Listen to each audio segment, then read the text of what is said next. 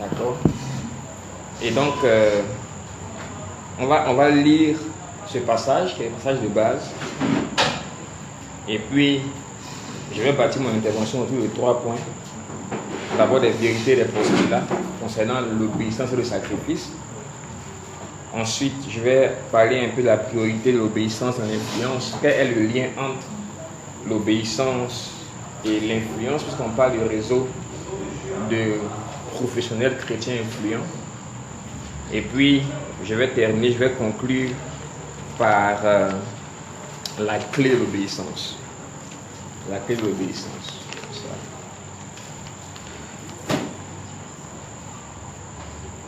On va lire ensemble les textes de base pour nous mettre dans les contextes.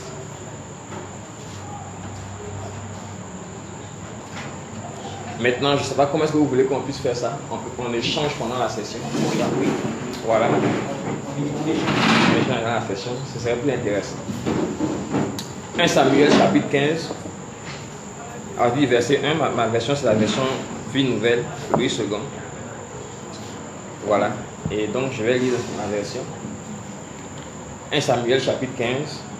À partir du verset 1. Samuel dit à Saül: c'est moi que l'Éternel a envoyé pour te consacrer par onction comme roi sur son peuple, sur Israël. Écoute donc les paroles prononcées par l'Éternel. Voici ce que dit l'Éternel, le maître de l'univers. Je me souviens de ce que les Amalécites ont fait à Israël lorsqu'ils lui ont barré le chemin à sa sortie d'Égypte. Va maintenant frapper les Amalécites, vouer à la destruction tout ce qui leur appartient. Tu ne les épargneras pas, et tu les feras mourir, hommes et femmes, enfants et bébés, bœufs et brebis, chameaux et ânes. Saül convoqua le peuple et le passa en revue à Télaïm. Il y avait 200 000 fantassins ainsi que 10 000 hommes de Juda. Saül marcha jusqu'à la ville d'Amalek et plaça une embuscade dans la vallée. Il dit aux Kéniens: partez, retirez-vous, quittez les Amalécites, afin que je ne vous fasse pas subir le même sort qu'à eux. En effet, vous avez fait preuve de bonté envers tous les Israélites lorsqu'ils sont montés d'Égypte. Les Kéniens se retirèrent alors du milieu des Amalécites. Et Saül porta les coups à Amalek depuis Avila jusqu'à Chour, qui fait face à l'Égypte. Il captura Agag, roi d'Amalek, vivant, et il voua à la destruction tout le peuple en le passant au fil de l'épée. Mais Saül et le peuple épargnèrent Agag ainsi que les meilleures brebis, les meilleurs bœufs, les meilleures bêtes de la seconde portée, les agneaux gras et tout ce qu'il y avait de bon. Ils ne voulurent pas le vouer à la destruction. En revanche, ils exterminèrent tout ce qui était sans valeur et chétif. Alors, verset 10, l'Éternel adressa la parole à Samuel: je regrette d'avoir établi Saül pour roi, car il se détourne de moi et n'accomplit pas mes paroles. Samuel fut irrité et cria à l'Éternel toute la nuit. Il se leva de bon matin pour aller à la rencontre de Saül. On vint lui dire: Saül s'est rendu à Carmel, il s'est érigé un monument, puis il est reparti, et passant plus loin, il est descendu à Gilgal. Samuel se rendit vers Saül et Saül lui dit: sois béni de l'Éternel, j'ai accompli la parole de l'Éternel. Samuel dit: qu'est-ce donc que ce bêlement de brebis qui parvient à mes oreilles et ce mugissement de bœufs que j'entends? Saül répondit: ils les ont amenés de chez les Amalécites parce que le peuple a épargné les meilleures brebis et les meilleurs bœufs afin de les offrir en sacrifice à l'Éternel ton Dieu. Le reste, nous l'avons voué à la destruction. Samuel dit à Saül: arrête, je vais te révéler ce que l'Éternel m'a dit cette nuit. Saül dit: parle. Samuel dit: alors que tu étais petit à tes propres yeux, n'es-tu pas devenu le chef des tribus d'Israël? Et l'Éternel ne t'a-t-il pas désigné par onction pour que tu sois roi sur Israël? L'Éternel t'avait envoyé en disant: va vouer à la destruction ces pécheurs que sont les Amalécites. Tu leur feras la guerre jusqu'à ce que tu les aies exterminés. Pourquoi n'as-tu pas écouté l'Éternel? Pourquoi t'es-tu jeté sur le butin et as-tu fait ce qu'il désapprouve? Saül répondit à Samuel: j'ai écouté l'Éternel et j'ai suivi la voie où il m'envoyait. J'ai ramené Agag, le roi d'Amalek, et j'ai voué les Amalécites à la destruction. Mais le peuple, vous voyez, il met sur le peuple. Mais le peuple a pris sur le butin les meilleures brebis et les meilleurs bœufs qui devaient être consacrés afin de les offrir en sacrifice à l'Éternel, ton Dieu, à Gilgal. Samuel dit, l'Éternel trouve-t-il autant de plaisir dans les holocaustes et les sacrifices que dans l'obéissance à sa voix? Non, l'obéissance vaut mieux que les sacrifices. Et l'écoute attentive vaut mieux que la graisse des béliers. Oui, la révolte est aussi coupable que la divination. Et la résistance au Seigneur est aussi fautive que le recours au téraphim, puisque tu as rejeté la parole de l'Éternel, il te rejette lui aussi comme roi. Amen. Gloire à Dieu. J'ai voulu quand même qu'on puisse lire tout le passage pour établir le texte de base. Et puis, on va aller dans beaucoup de sens. Alors, c'est un passage que tout le monde connaît. Tout le monde connaît. On a sûrement entendu beaucoup de prédications et d'enseignements sur la base de ce passage.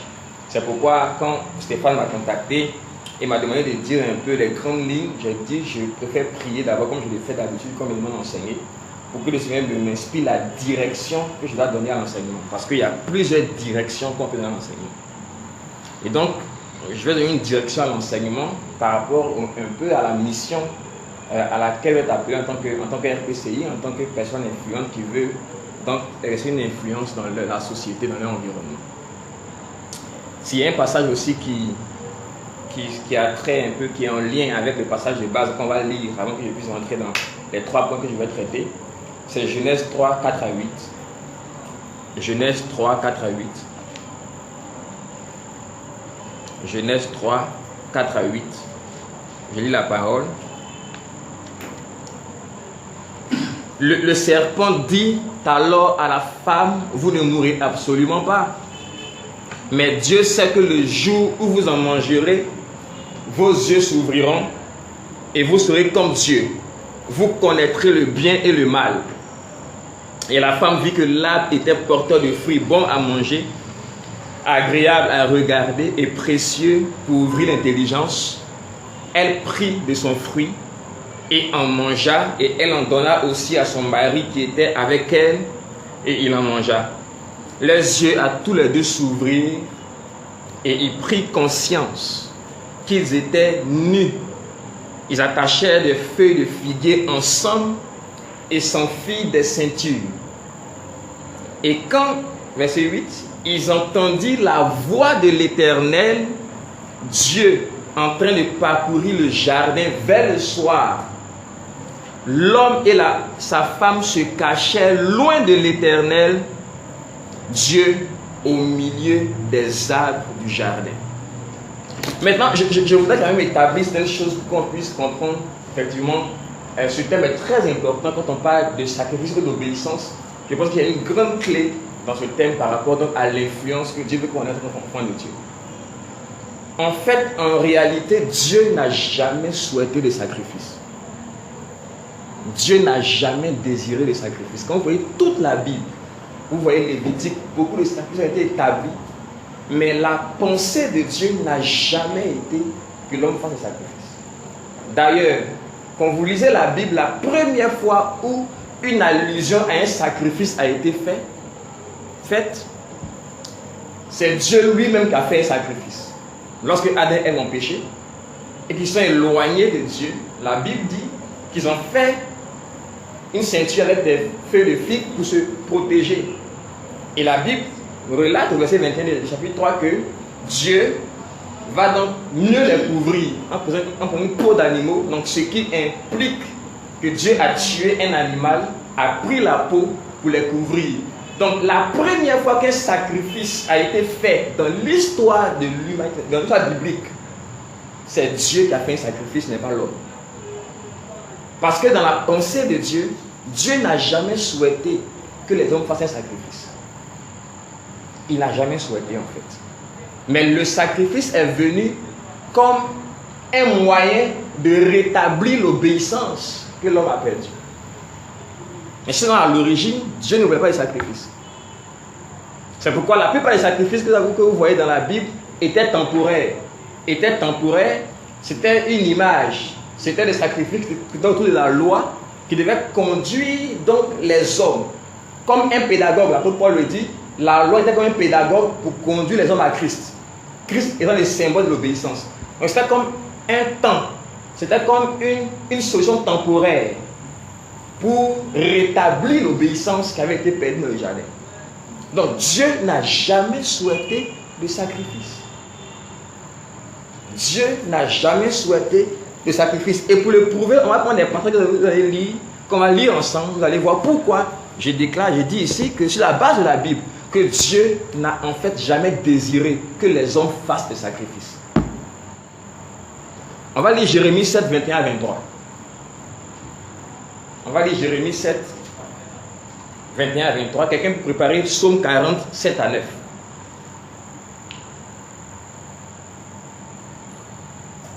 Quelqu'un doit prendre, à cause du temps, on va aller rapidement, quelqu'un doit prendre Amos 5, 21 à 25. Donc, lisons Jérémie 7, 21 à 23.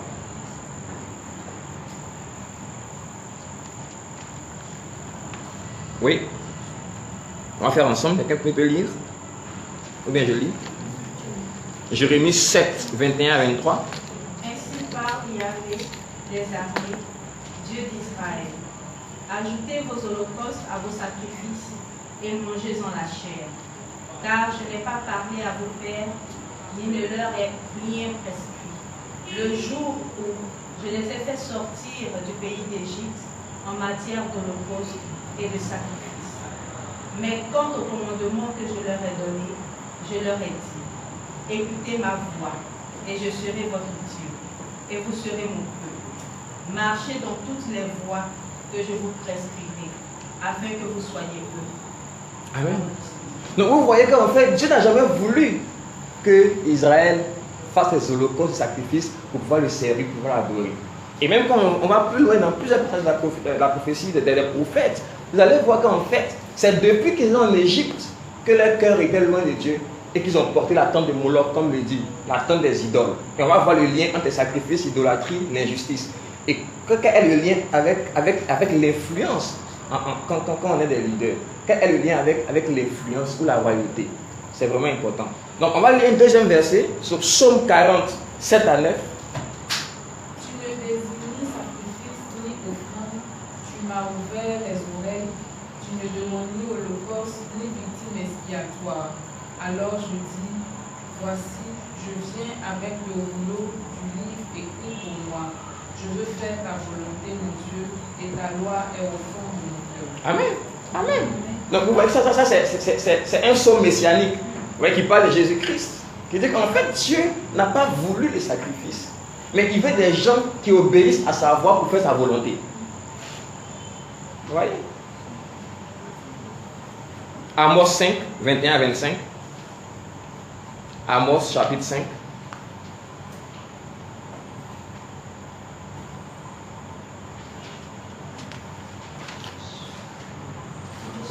Amos. Je hais, je méprise vos fêtes, je ne puis sentir vos assemblées. Quand vous me présentez des holocaustes et des offrandes, je n'y prends aucun plaisir. Et les veaux engraissés que vous sacrifiez en action de grâce, je ne les regarde pas. Éloigne de moi le bruit de tes cantiques, je n'écoute pas le son de tes luttes. Mais que la droiture soit comme un courant d'eau et la justice comme un torrent qui jamais ne tarit. M'avez-vous fait des sacrifices et des offrandes pendant les 40 années du désert, maison d'Israël? Vous voyez? N'est-ce pas? Donc c'est assez clair. Et il y a plusieurs passages comme ça. Il y a Jérémie 6, 19 à 20, il y a Isaïe 1, 11 à 13, où Dieu dit clairement, écoutez, les sacrifices et les holocaustes, c'est pas ça que je veux. Ce que je veux, c'est un peuple qui écoute ma voix, qui obéit. Et on va le voir après, à la limite, quand tu fais un sacrifice, ça va être un sacrifice qui résulte du fait que tu as entendu la voix de Dieu, qui te demande de faire un sacrifice. Mais pas un sacrifice que tu décides de faire toi-même pour lui plaire. Dieu n'est pas dans les sacrifices. En réalité, le livre de Lévitique, avant que les sacrifices étaient nombreux dans le monde à l'époque d'Israël, tous les pays de Canaan faisaient des sacrifices. Mais quand Dieu a donné une loi à Israël, c'était en réalité pour restreindre et pour circoncire les sacrifices. Pour que ce soit des sacrifices qui lui plaisent. Parce qu'il avait remarqué que les hommes faisaient beaucoup de sacrifices. Dieu, en réalité, et je le répète une bonne fois pour toutes, pour qu'on puisse voir pourquoi et dans quel sens je m'en vais, Dieu n'a jamais désiré en réalité qu'on lui fasse des sacrifices. Ce n'est pas sa volonté parfaite, c'est sa volonté permissive. C'est sa volonté permissive. Amen. Maintenant, si on le dit ainsi, pourquoi on le dit? Si on comprend le sens du mot sacrifice, on va comprendre de quoi je parle. Le mot sacrifice est un mot hébreu. Le mot hébreu qui était traduit par sacrifice dans l'Ancien Testament et ensuite le Nouveau Testament en grec, c'est le mot korban. K-O-R-B-A-N. C'est ce mot-là qui est sacrifice. Et korban signifie se rapprocher, venir près. Voilà pourquoi quand Adam et Ève se sont éloignés de Dieu après le péché, Dieu a fait un sacrifice pour les ramener près de lui. Le mot sacrifice signifie rapprocher, venir près. C'est le sens du mot sacrifice. Et ce mot sacrifice-là, à sa racine, la racine c'est le mot karev. K-A-R-E-V. Et le mot karev signifie attirer, rapprocher. Donc le sacrifice n'est pas la volonté parfaite de Dieu. C'est une volonté permissive. C'est quelque chose qu'il a fait lui-même pour rapprocher l'homme qui s'est éloigné de lui. Voilà pourquoi c'est lui-même qui fait le sacrifice et non pas les hommes. C'est pourquoi tous les sacrifices dans l'Ancien Testament n'étaient qu'une image d'un sacrifice parfait qu'il allait accomplir lui-même, prenant la peau d'un homme, le corps d'un homme et venant mourir pour rapprocher les hommes à lui. La Bible dit que Dieu était en Christ, réconciliant le monde avec lui-même.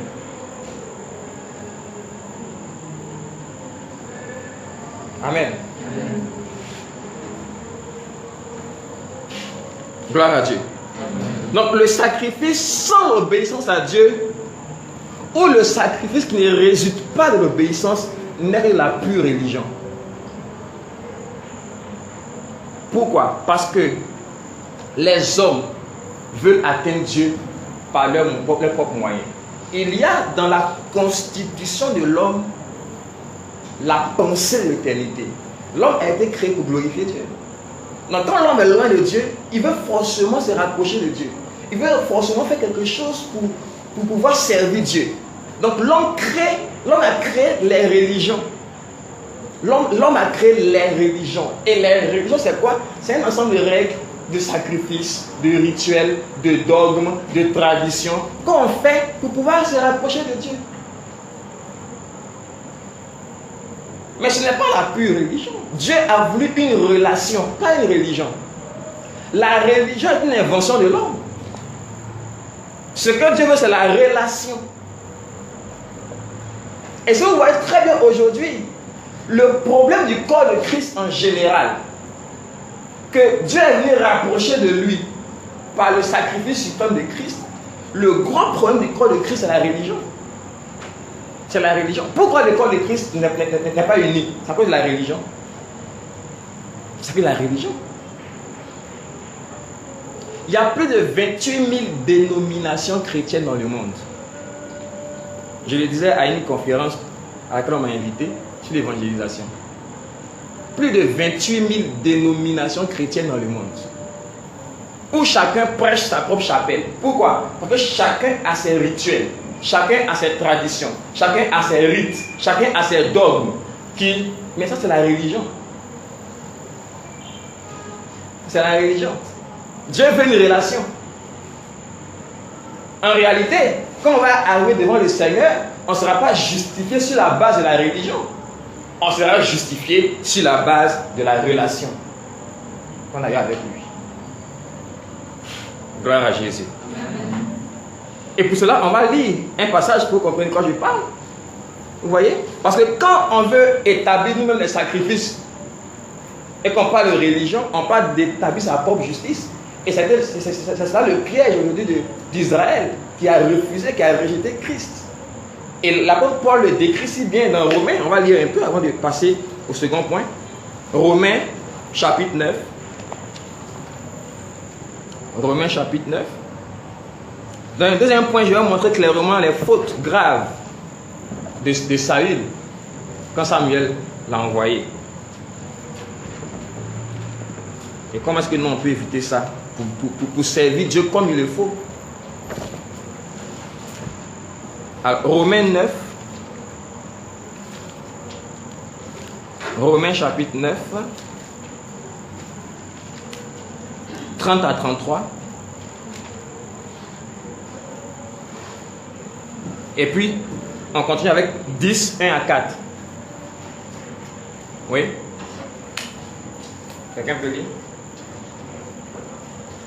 Je veux que vous lisez votre version, quoi. Voilà. Que dirons-nous donc? Oui. Que les gentils qui ne cherchaient pas la justice ont atteint la justice, mais la justice qui vient de la foi, tandis qu'Israël, qui cherchait une loi de justice, n'est point parvenu à une loi de justice. Pourquoi? Parce qu'il a cherché à l'atteindre, non par la foi, mais comme s'il avait pu arriver par les œuvres. Il s'est heurté contre la pierre d'achoppement, selon qu'il est écrit, « Voici que je mets en Sion une pierre d'achoppement et un rocher de scandale, mais quiconque croit en lui ne sera pas confondu. » Oui, on continue avec le chapitre 10, 1 à 4.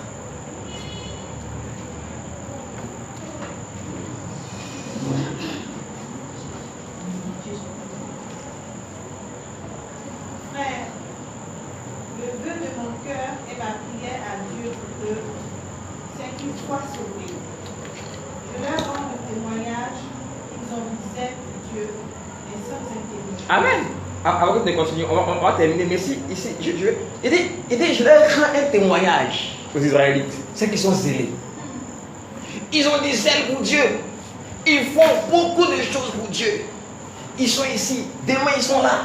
Après, demain, ils sont là. Il dit, mais ils ont des zèles, mais sans intelligence. Pourquoi? Parce qu'ils veulent établir leur propre justice.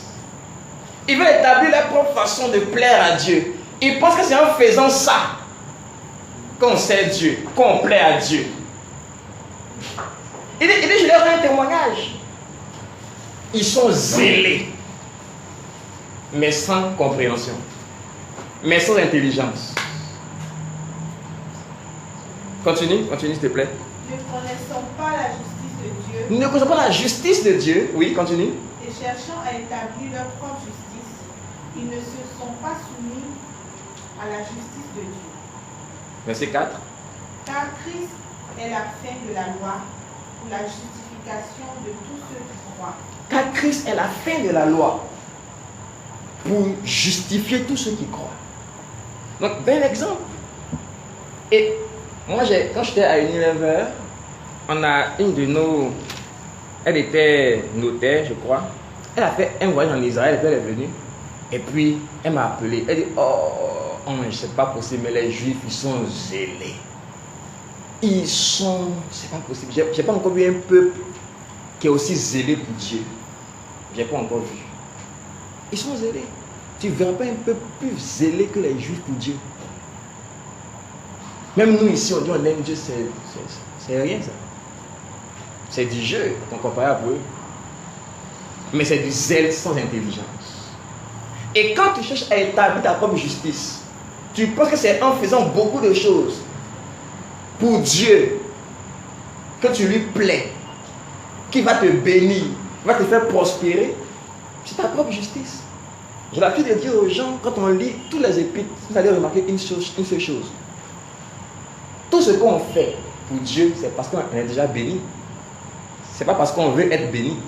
Moi, quand je vais à l'église, ou bien quand je vais m'enseigner, ou bien quand je me vais servir Dieu, c'est pas pour qu'il me bénisse. Quand je fais un sacrifice, c'est pas pour qu'il me bénisse.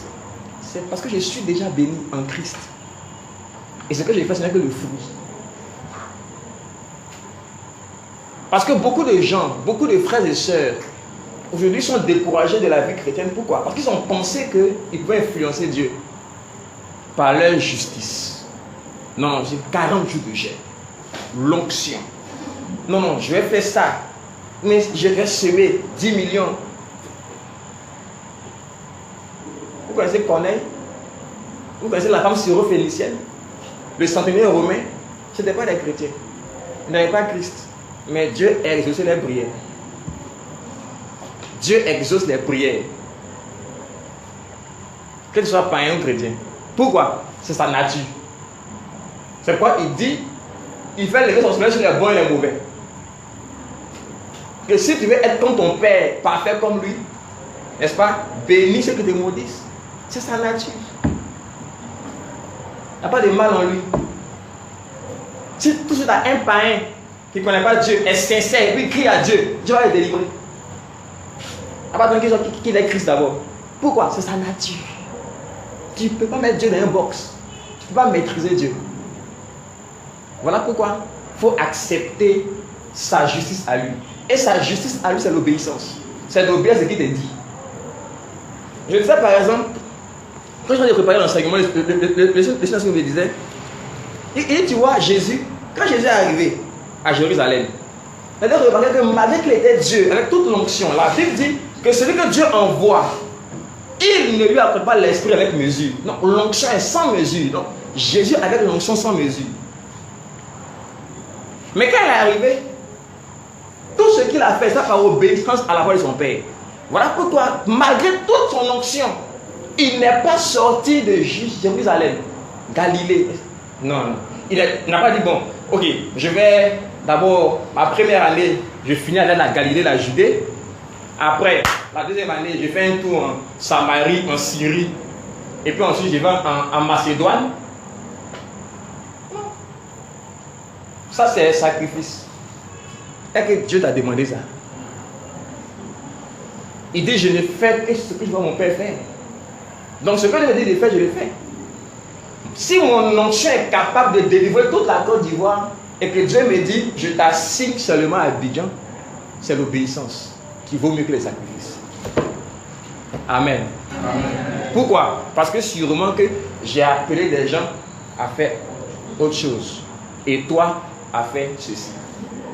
Voilà pourquoi l'apôtre Paul dit que chacun reste dans les limites que Dieu lui a assignées. Il dit, qui est Paul, qui est Apollos? Quand vous comparez Paul à Apollos, il dit, Paul vous appartient, Apollos vous appartient. La vie est pour vous, la mort est pour vous. Les choses sont des choses à venir. Tout est à vous. Vous êtes à Christ. Le Christ est à Dieu. Il n'y a pas de comparaison. Il y a seulement à écouter la voix de Dieu et de faire ce qu'il demande de faire. Amen. Amen. Que Dieu nous bénisse. Amen. Donc, on va voir maintenant la priorité de l'obéissance dans l'influence. Tout sacrifice qui ne résulte pas de l'obéissance à la voix de Dieu, c'est de l'idolâtrie. Et ça produit l'injustice. Vous allez voir, si vous lisez toute la Bible, l'idolâtrie est toujours associée à l'injustice. Je vais expliquer pourquoi. À l'origine, l'homme a été créé à l'image de Dieu. N'est-ce pas? Et l'homme devait dominer. Genèse 1, 26 à 28, tout le monde connaît ça. N'est-ce pas? L'homme doit dominer. Maintenant, ce que vous devez savoir, c'est que quand vous voyez, alors le premier verbe qui a été associé à Dieu dans l'histoire de l'humanité, c'est le verbe créer. Au commencement, Dieu créa.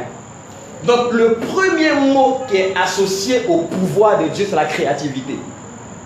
Et le mode grammatical qui a été utilisé dans la création, dans l'expression du pouvoir de Dieu, c'est un mot comme le mot justif. J-U-S-S-I-F. Le mot justif, c'est un mode d'expression du pouvoir, mais du pouvoir créatif sous forme d'exhortation dans un esprit d'équipe. Voilà pourquoi quand vous lisez, il dit faisons l'homme, qu'il y ait ceci, que la lumière soit. Ce n'est pas un mode impératif de domination, c'est un mode de créativité dans un esprit d'équipe. Donc, l'expression initiale du pouvoir et de la domination, c'est la créativité.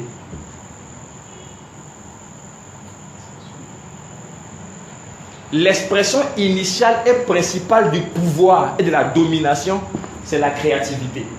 Voilà pourquoi, quand Dieu a créé, il a délégué à l'homme de continuer la créativité, la création. En faisant quoi? En créant des cultures. Il met l'homme dans le jardin et il dit, cultive et garde le jardin. Autrement dit, crée des cultures, crée des civilisations et protège-les, garde, pour qu'elles glorifient Dieu. Ce n'était pas de dominer sur mon ami être humain, non. C'était de créer un environnement où la création allait s'épanouir. C'était ça. Gloire à Dieu. Et quand Dieu fait ça, il crée l'homme à son image. Et donc la seule créature qui est à l'image de Dieu, c'est l'homme. Pas le poisson, pas le bois, pas l'or, pas le chien. C'est l'homme qui est fait à l'image de Dieu. Et l'homme devait donc dominer. Maintenant, quand l'homme doit dominer, Dieu veut que l'homme domine en collaboration avec sa voix. Pourquoi? En fait, Dieu veut que l'homme domine en collaboration avec lui. Mais Dieu est esprit. La Bible dit que Dieu est esprit. Il est le Père des esprits. Il n'est pas un homme.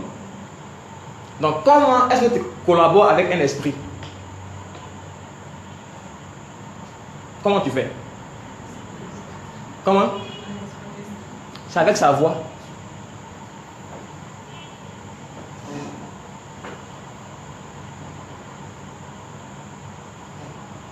Voilà pourquoi il était important pour l'homme d'écouter la voix de l'Éternel. Pour qu'avec l'homme, ils puissent ensemble travailler pour développer la création. Donc il inspire l'homme, et puis l'homme, avec la sagesse de Dieu, développe la création. Lorsque l'homme commence à écouter une autre voix qui n'est pas la voix de Dieu, ça devient une idolâtrie. Ça crée une idole. Soit l'homme lui devient une idole, soit la création dont il investit de l'image de Dieu devient une idole. On parle d'idolâtrie. C'est pour ça qu'après, on va venir là-dessus. Samuel a dit à Saül que après, il dit la désobéissance est aussi coupable que l'idolâtrie.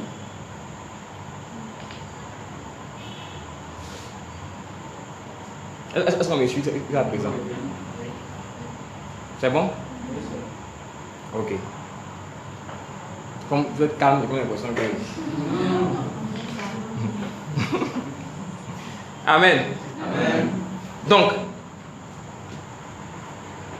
lorsque notre voix prend la place de la voix de Dieu, la chose ou la personne qui a cette voix, n'est-ce pas, prend la place de Dieu. C'est une idole. Et l'idole vient d'où? D'où vient l'idolâtrie? D'où vient la création des idoles? Ça vient de la capacité qu'a l'homme de prendre des décisions, de s'autodéterminer, d'écouter qui il veut. En fait, ça vient de l'image de Dieu en lui. L'image de Dieu en lui est en même temps ce qui donne la capacité à l'homme de créer des idoles. C'est pourquoi l'apôtre Paul, lorsqu'il arrive à Athènes, il dit quelque chose. Dans Acte 17, 29. Je vais qu'on lit, vous allez voir. Acte 17, 29. Vous allez voir d'où vient l'idolâtrie. Acte 17, 29. Suivez-moi très bien. Acte 17, 29.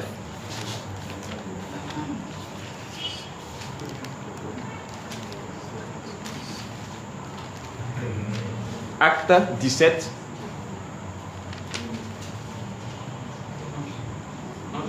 Oui. Pendant qu'ils sont cherchés. Oui. L'idolâtrie, c'est la capacité qu'a l'homme à pouvoir s'auto-déterminer, prendre des décisions, créer. Non, l'idolâtrie vient de là. Mais c'est pas ça l'idolâtrie. L'idolâtrie, c'est de pouvoir investir un homme ou une créature de l'image et du pouvoir de Dieu. C'est ça l'idolâtrie. C'est ça l'idolâtrie.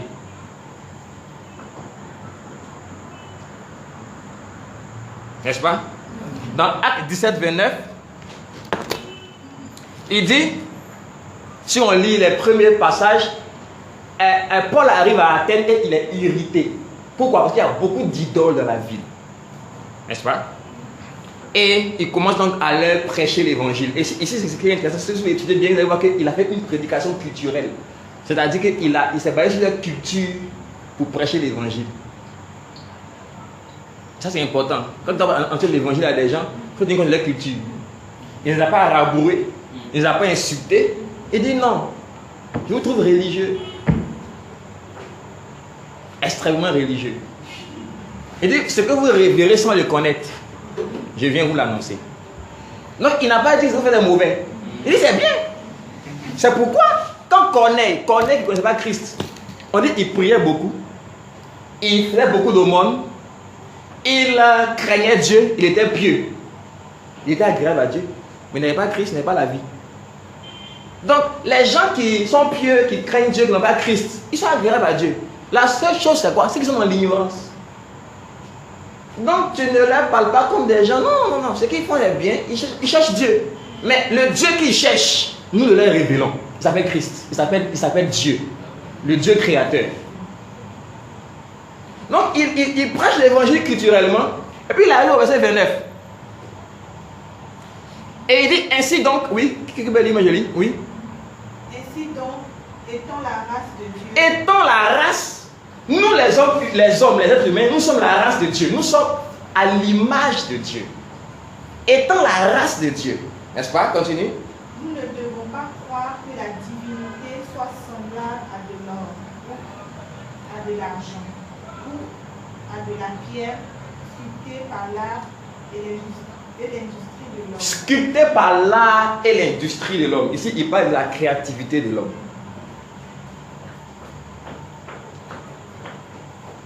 N'est-ce pas? C'est de ça qu'il parle.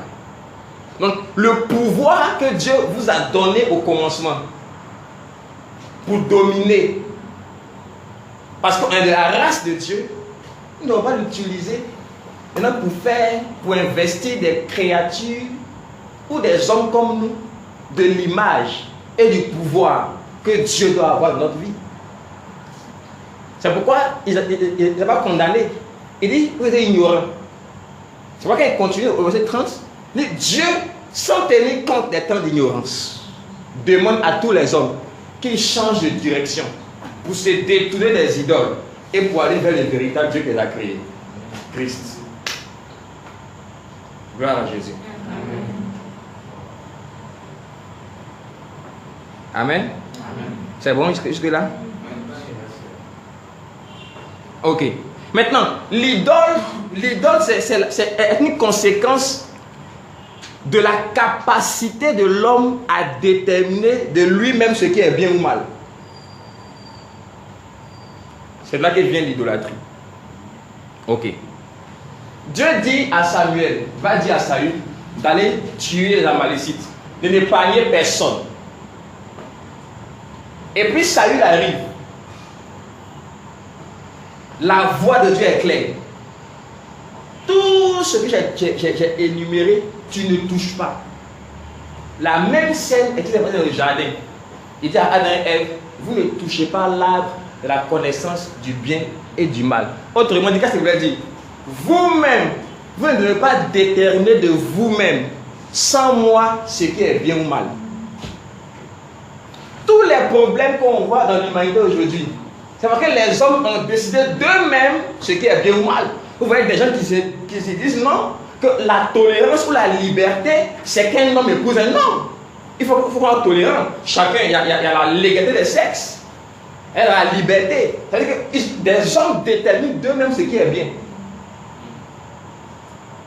Voilà pourquoi Dieu ne voulait pas que l'homme, sans l'inspiration de Dieu, puisse lui-même déterminer ce qui est bien ou mal. Autrement dit, puisse établir lui-même sa justice. Ce qui est juste, ce qui est droit, ce qui est bien, ce qui est mal. Donc il a dit ça. Pareil à ce qu'il a dit à Saül. Et Saül arrive, qu'est-ce qui se passe? Saül regarde ce que Dieu demande, il va toucher. Et il détermine lui-même. Il dit lui-même Il décide lui-même ce qui est bon dedans. Il dit non, non, non. Dieu dit ça c'est mauvais, mais moi je pense que c'est bon. Pourquoi? Parce que c'est des veaux gras, ce qui était beau, et bien souvent, dans notre vie de tous les jours, ce qui semble bien à nos yeux, on refuse de tuer ou de laisser passer. C'est pourquoi il dit l'obéissance pour que le sacrifice. Quelqu'un se lève et il dit comme j'ai l'onction de Dieu sur ma vie, il faut que je fasse ça. Ça c'est un sacrifice. Dieu a dit quoi? Que tu as fait ça? Gloire à Jésus. Et des gens sont morts prématurément par l'onction.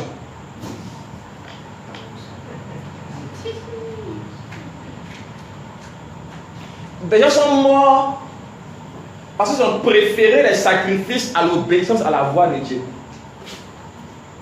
Ils ont préféré établir leur propre justice. Ils ont préféré faire ce qui était bien d'eux-mêmes. Beaucoup de gens font ce qui est bon actuellement, mais qui n'a rien à voir avec l'appel de Dieu pour leur vie.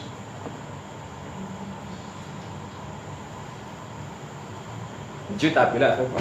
Si moi j'ai créé cette chaise, je sais que c'est pour une chaise pour s'asseoir, mais c'est une chaise pour s'asseoir au CPE, pour s'asseoir dans une salle à gauche, en haut, au CPE. C'est une chaise pour s'asseoir, mais doit être ici. C'est une chaise pour s'asseoir pour ceux qui ont envie d'être orateurs. Pourquoi? C'est moi qui ai fait la chaise. Mais quelqu'un m'a dit, comme je suis une chaise, tout le monde peut s'asseoir sur moi. Et je peux être partout, je suis une chaise. C'est ça qu'il s'agit en fait. Donc, tu as un appel. Qu'est-ce que tu appelles? Ton influence est liée à ton appel. Pas à ce qui est bon que tu dois faire. Sinon, tu vas vite mourir. Les gens ils sont fatigués, la vie chrétienne devient compliquée pour eux. Ils sont dans tous les programmes. Il faut qu'ils fassent ça. Il faut que je sois ici. Il faut que je sois là. Ça, c'est des sacrifices. Gloire à Jésus. Que Dieu nous bénisse. Alors, je continue. Le plus grave, c'est quand l'idole est dans le cœur. Les idoles, c'est soit la création. Il y a des choses qu'on ne voit pas. Il y a beaucoup d'idoles dans notre époque. Le travail, c'est une idole. L'argent, c'est une idole. La prospérité financière, c'est une idole. Vous savez, quelquefois quand je le dis en prêchant à l'église, ça choque les gens. Pour être riche, et même ce matin, quand je disais à ma femme, j'ai dit, tu veux être prospère financièrement, fais tourner ton cerveau, va sur la place publique, crée une entreprise, fais du commerce, compte sur Dieu, tu vois. Même les gens qui n'ont pas Christ prospèrent. Ça, ce n'est pas un signe que Dieu t'a béni. Ce n'est pas un signe que Dieu est en train de t'élever. Ce n'est pas un signe. Non, ce n'est pas un signe. La plupart des gens qui sont riches n'ont pas Christ. Mais aujourd'hui, la prospérité financière est devenue une idole. C'est ça qui montre que Dieu est avec moi. Je suis désolé. Paul dit, j'ai appris à être dans le manque comme dans l'abondance. Non. Les gens ont l'argent, n'ont pas Christ. Non, c'est quelle affaire de oui, vraiment la puissance de Dieu. Dieu a ouvert. Oui, Dieu ouvre des portes. Mais je dis, la prospérité financière ou la réussite professionnelle, j'ai écrit mon dernier poste, c'est vraiment le plus bas niveau de ce que Dieu attend de toi. Vraiment, c'est le plus bas niveau. D'autres n'ont pas Christ. Moi, ce que tu fais là, ils ont l'argent. Ça dit non, mais c'est déjà qu'ils ont l'argent, et ils sont aussi bénis.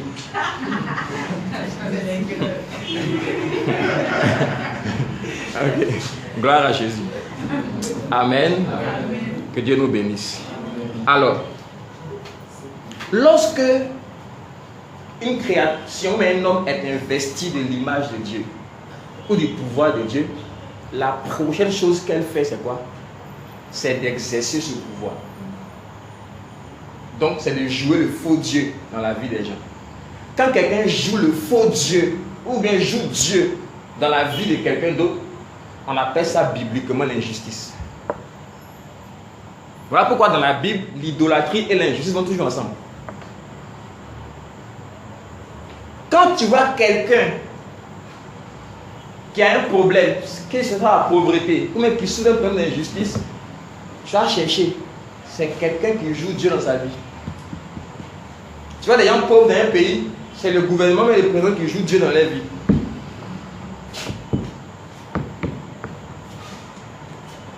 L'injustice est la suite logique de l'idolâtrie. Vous allez voir que, en fait, l'injustice et l'idolâtrie ont la même racine. C'est la corruption de l'image de Dieu. Voilà pourquoi pour restaurer la justice de Dieu, pour restaurer l'image de Dieu, il fallait que Dieu envoie quelqu'un. Et la Bible déclare dans Colossiens, il est l'image du Dieu invisible. Le premier-né de toute la création. Donc toi, Jésus est venu pour pouvoir restaurer la vraie justice. Et restaurer l'image de Dieu en nous. Pour qu'on laisse l'idolâtrie et l'injustice. Et qu'on puisse exécuter la justice de Dieu. Et quand tu exécutes la justice de Dieu, c'est ça l'influence que Dieu attend de nous. L'influence que Dieu attend de nous, c'est d'exécuter la justice de Dieu. Pas notre propre justice. Amen. Amen. J'espère qu'on me suit ici. Hein? Amen.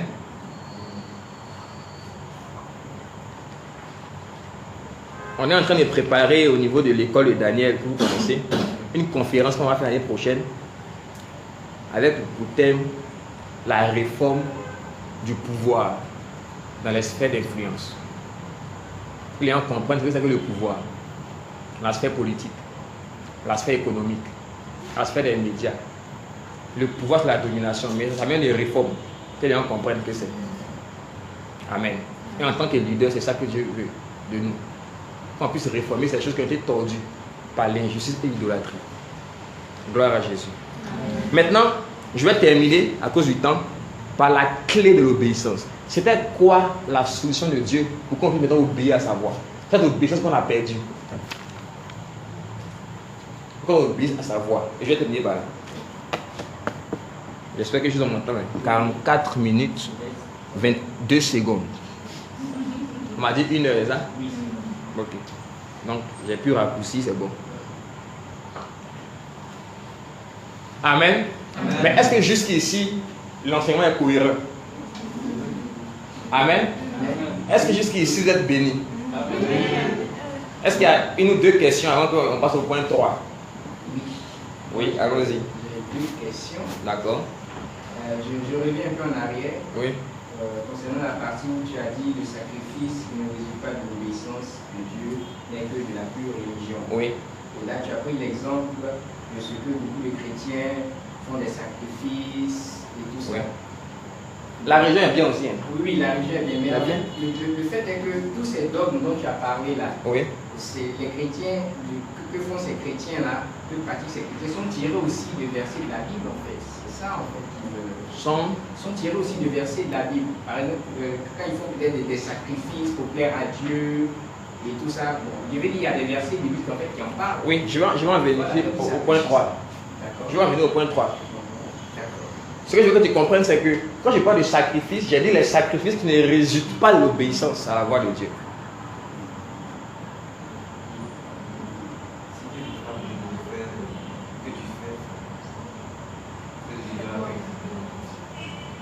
Il y a plusieurs niveaux de relation avec Dieu, de connaissance avec Dieu. C'est pourquoi la Bible parle d'enfants spirituels.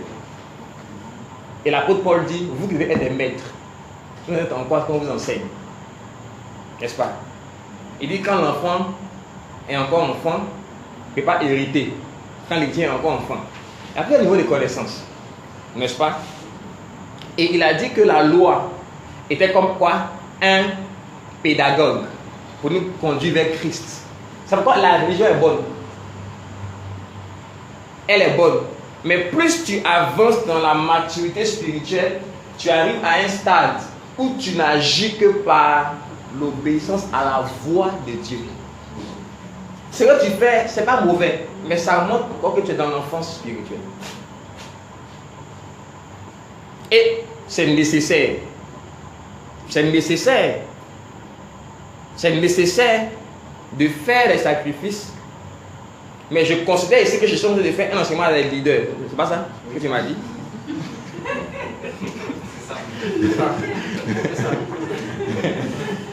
Sinon, si le même thème, si je traitais avec, par exemple, les jeunes de mon église qui ne sont pas dans le leadership, je l'aurais regretté autrement. Parce que la religion, elle est bonne. On dit que c'est un pédagogue, la loi. Donc il y a des choses que tu fais pour que les gens apprennent jusqu'à ce qu'ils deviennent matures. Tu as dit de faire ça. Fais ça. Fais ça. Et quand on appelle ou pas, pour faire. C'est pour t'emmener à être dans les choses de Dieu, pour grandir. Fais. Mais à un certain moment, quand tu deviens mature, tu dois chercher ton appel. Le découvrir, le discerner et le faire. C'est ça que je parle. Gloire à Jésus. Amen. Amen. Maintenant, la clé de l'obéissance. On va lire quelques versets rapidement. Lisons. Gloire à Jésus. Ah, j'aime ce passage. Ok. Romains chapitre 16. Romains chapitre 16.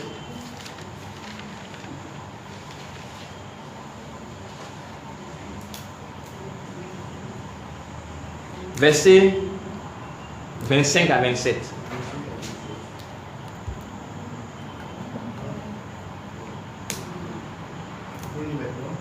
Oui, on peut lire. À celui qui a le pouvoir de vous affermir selon l'évangile que j'annonce. À celui, on va commenter ensemble maintenant, tu dis pardon. À celui qui a le pouvoir de voir, de vous affermir. Le problème de Saül, le problème d'Adam et Ève, c'est qu'ils n'ont pas été fermes dans la voie de Dieu. Ils n'ont pas été fermes. Ils ont été dérangés par la voix de Satan, par leur propre voix. N'est-ce pas? Ils n'ont pas été fermes. Il dit à celui qui peut vous affermir, par quel moyen? Selon l'évangile. Selon l'évangile. L'évangile est ce qui t'a fermé. Pourquoi?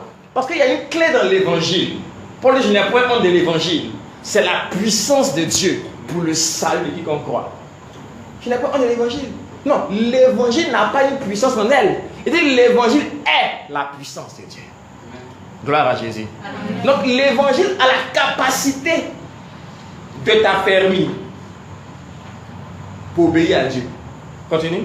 Que j'annonce en prêchant Jésus-Christ selon la révélation d'un mystère gardé dans le silence durant les temps éternels. Amen.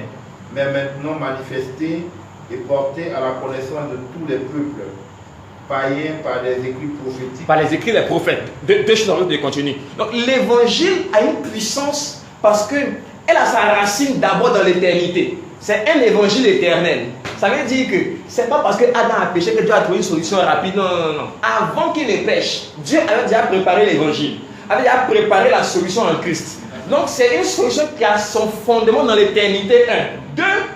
Qui a son fondement dans l'histoire. Donc dans les écrits des prophètes. Ce qui fait que c'est un évangile qui est solide et qui peut te rendre solide. Amen. Maintenant continue. Selon l'ordre de Dieu éternel, pour les conduire à l'obéissance de la foi. Pour les conduire à l'obéissance de la foi. À Dieu seul sage. À Dieu seul sage. Donc c'est la sagesse de Dieu. C'est l'évangile. À Dieu seul sage, oui. Gloire par Jésus-Christ. Gloire. Alléluia. Amen. Amen. Donc, l'évangile produit la foi. Parce que ce qui te fait obéir, c'est la foi. Et ce qui crée la justice, ce qui conduit à la justice, c'est l'obéissance. Amen. Non, tout ce qui vient de dire, on voit les versets qui le prouvent, qui l'attestent, d'accord? l'évangile produit la foi. Amen. Romains 10, 17. Romains 10, 17. Romains 10, 17.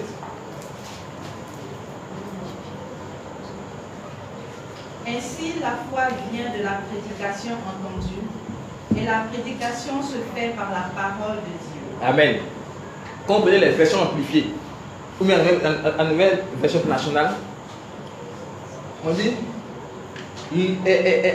la foi vient de ce qu'on entend.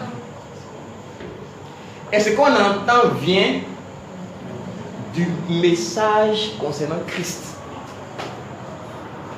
Autrement dit, ce n'est pas tout ce qu'on entend qui crée la foi. Ce qui crée la foi, c'est quand le message parle de Christ. La parole de Dieu. Quand on parle de parole, c'est la parole. Christ, la parole. C'est ça qui parle. Tout message qui parle de la parole de Christ, venu comme homme, pour rétablir l'obéissance, crée la foi. Pourquoi? Parce que tu te vois en Christ. Quand il prend Éphésiens, Colossiens, toutes les bénédictions, c'est en Christ. Il dit en lui, nous avons la raison par son sang, la raison des offenses. En lui, nous avons en lui, Christ en vous. En lui. Donc, tout ce qui concerne Christ crée la foi. Pourquoi? Tu te vois en Christ. Donc, ce que Christ peut faire, tu peux le faire. Et ce qui ne peut pas arriver à Christ ne peut pas t'arriver. C'est ça qui crée la foi. Et cette foi crée l'obéissance. Pourquoi? Parce qu'il est le sacrifice suprême par lequel Dieu nous a rapprochés. Éphésiens 2, vous qui étiez loin, il vous a rapprochés maintenant par son sang. Amen. Donc, la foi produit l'obéissance. Et donc, l'évangile produit la foi. La foi produit l'obéissance. Et l'obéissance conduit à la justice de Dieu. On va lire un verset qui l'atteste. Lisons Romains 6, verset 16. Romains 6, verset 16.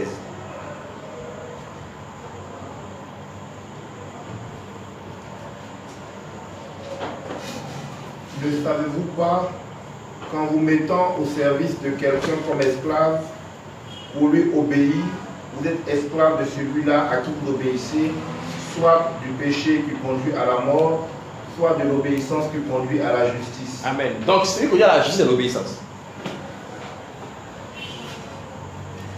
Donc, l'influence, c'est d'exercer la justice. Pourquoi? Parce qu'il nous a rachetés comme des sacrificateurs et des rois. Dans le livre de Pierre, 1 Pierre, n'est-ce pas? 1 Pierre 2, verset 9, il dit que nous sommes rachetés comme quoi? Un sacerdoce royal, n'est-ce pas? Dans Ésaïe 32, verset 1, il dit quoi? Il dit, et le roi régnera par la justice. Donc, les rois que nous sommes, nous régnons par la justice. Et la justice, ce qui conduit à la justice, c'est l'obéissance. Voilà pourquoi l'obéissance, c'est la loi prioritaire pour influencer selon Dieu. Pas les sacrifices. C'est quoi la priorité? Un jour, j'ai fait un jeûne de 7 jours. C'était en 2017, c'était en 2015. Et puis, vraiment, j'ai vraiment jeûné. Si je sens dans mon cœur que c'est vrai que je pense ce temps de jeûne là. Et puis, moi je m'attendais à des révélations, des choses. Alors, ce jour qui m'a dit pendant 7 jours de jeûne, il m'a donné un verset. Il dit, je veux que ce verset, à partir de lui, soit la clé de ta vie. Et ce verset, c'est quoi? C'est, je dois m'accrocher, organiser ma vie, pour que j'ai toujours du temps dans sa présence pour entendre sa voix de façon prioritaire. Organiser mes journées, je dois me coucher tôt, pour me réveiller tôt, passer assez de temps dans sa présence. Donc quand je suis fatigué, je n'arrive pas à le faire, mais mon habitude a toujours été de me réveiller pour passer au moins 3 à 4 heures de temps dans la présence de Dieu chaque matin. Parce que sa voix d'abord. Et quand tu entends la voix de Dieu, aucune autre voix ne peut t'intimider. Aucune voix ne peut t'intimider. Tu peux aller parler même au président de la République. Si tu te dis d'aller. Mais si tu n'as pas entendu la voix de Dieu, et puis tu te lèves. Ah, c'est un sacrifice. Bon, je m'en vais. Président Ado, Dieu m'a dit. Regarde, Baka ici. La voix de Dieu. Parce que je lui demande, et il a les limites de ce que je lui demande, il le fait. Pour Dieu, tu es un homme de succès. Point. Tout le reste, pas notre problème. La Bible dit, par plus l'apôtre Paul, si je plaisais encore aux hommes, je ne serais pas un serviteur de Dieu. Je suis pas appelé à quelqu'un. Amen. Et si on veut être des leaders, on veut faire les choses qu'on fait pour Dieu, on doit chercher sa voix. Amen. Et je vais finir par cette allusion pour que vous voyez de quoi je parle. Je vais finir par cette allusion. Josué 3, verset 2 à 4. Mon dernier verset, puis je mets fin. Josué, juste dans le temps, il reste 20 secondes. Donc rapidement. Rapidement, il reste 20 secondes. Josué 3. Josué 3. Josué. Comment? Josué 3, verset 2 à 4. Au bout de 3 jours, les officiers parcoururent le camp et donnèrent cet ordre au peuple. Lorsque vous verrez l'arche de l'alliance de Yahweh, votre Dieu, portée par les prêtres lévites, partez de ce lieu où vous campez et mettez-vous en marche après elle. Verset 4, oui. Mais qu'il y ait entre vous et elle une distance de 2000 coudées environ, n'en approchez pas, afin que vous sachiez bien le chemin que vous devez suivre, car vous n'avez jamais passé par ce chemin. Amen. Donc ici c'est Josué qui conduit le peuple pour aller prendre Canaan. C'est vraiment l'image de la domination. Dieu nous appelle à aller prendre Canaan, n'est-ce pas? Et donc ici c'est un passage très important qui nous permet de voir la préparation pour pouvoir posséder son héritage. C'est que Dieu veut qu'on possède, n'est-ce pas? C'est important. Il donne ici une loi, une règle. Il dit clairement, vous ne connaissez pas le chemin. Donc je ne vais pas être dangereux à moi. Vous ne savez pas. Non, je ne vais pas être trop dangereux avec Dieu. Vous ne savez pas. Vous ne savez pas le chemin par lequel je vous ferai passer, n'est-ce pas, pour rentrer à Canaan et pour le posséder. Vous ne connaissez pas. Vous n'êtes jamais passé par là. Jamais. Donc, avant de vous lever pour y aller, c'est après 3 jours. Vous allez vous préparer. 3 jours, ça symbolise quoi? La mort et la résurrection de Christ. Amen. C'est une image. Si tu lis la Bible et que tu ne vois pas Christ dedans, tu n'as pas encore lu. Parce qu'il a dit quelque part, sur le chemin d'Emmaüs, on dit il a pris, il a parlé tout ce qui le concernait dans les écrits des prophètes, dans les psaumes. Si tu lis Esther, il y a Christ dedans. Tu lis Amos, il y a Christ. Tu lis Jérémie, il y a Christ. Si tu lis qu'il n'a pas encore vu Christ, il faut le lire encore. Amen. Amen. Donc, il a dit, voici la règle pour prendre Canaan. Autrement dit, pour exercer l'influence, pour exercer la royauté. Il a dit dans Exode que vous serez pour moi un royaume de sacrificateurs. Amen. Il n'est pas contre les sacrifices. Je veux dire que sacrifice, il n'est pas contre. Dans ce qu'il veut. Vous serez pour moi un royaume de sacrificateurs. Et l'apôtre Pierre le dit, il dit vous êtes un sacerdoce royal, la même chose. Donc vous êtes des sacrificateurs et des rois. Sacrificateurs, c'est les sacrifices que vous devez faire. C'est le ministère envers Dieu. C'est le ministère d'entendre la voix de Dieu. Maintenant, la royauté, c'est le ministère envers les hommes. Aller influencer les hommes. Donc, il dit ici que le ministère du sacrificateur, le ministère d'entendre la voix de Dieu et d'attendre sa direction précède toujours le ministère de se lever pour aller influencer les hommes.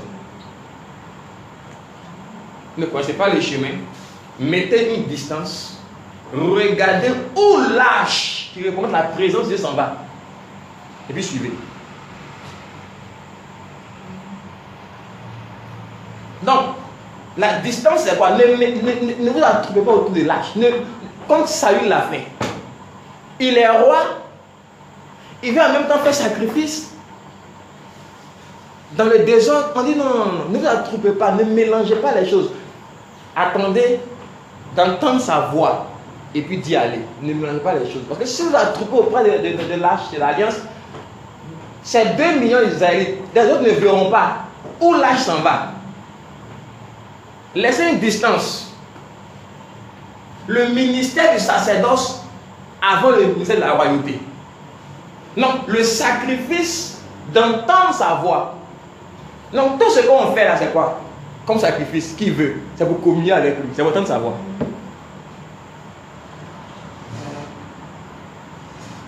Quand je prie, c'est pour communier avec lui. Quand il fait une offrande, c'est pour communier avec lui. Quand il fait la louange, action de grâce, dit les sacrifices qui lui plaisent, c'est le sacrifice d'action de grâce, c'est pour communier avec lui. C'est pour entendre sa voix. Et maintenant, aller exercer la domination. C'est pourquoi Jésus, rarement Jésus a prié dans son ministère public. Il ne priait pas, il ordonnait. Pourquoi? Il prenait son temps pour entendre Dieu ou parler à Dieu. On s'est prié sur les montagnes. Quand il arrive au milieu des hommes, il n'y a plus de prière. Il n'y a plus de prière. Il ordonne. Amen. Amen. Gloire à Jésus. Amen. Amen. Et c'est ça la royauté. C'est ça l'influence. C'est ça la domination. Quand tu es parmi les hommes, tu n'hésites plus. Tu es un homme assuré. Tu fais ce qu'il t'a dit. Sans hésitation. Il va où? Suivez mon nom. Et il a entendu la voix de Dieu. Gloire à Jésus. Amen. Amen. Amen. Que Dieu nous bénisse. Est-ce qu'on peut acclamer le Seigneur?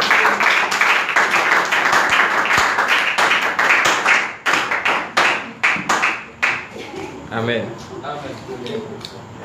Merci au Que Dieu nous bénisse. frère Awaka.